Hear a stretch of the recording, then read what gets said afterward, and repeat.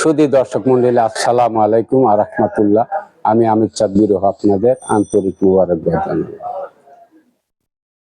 প্রেমের আরেক নাম জীবন, জীবন জীবন মানে বেঁচে থাকার আশা।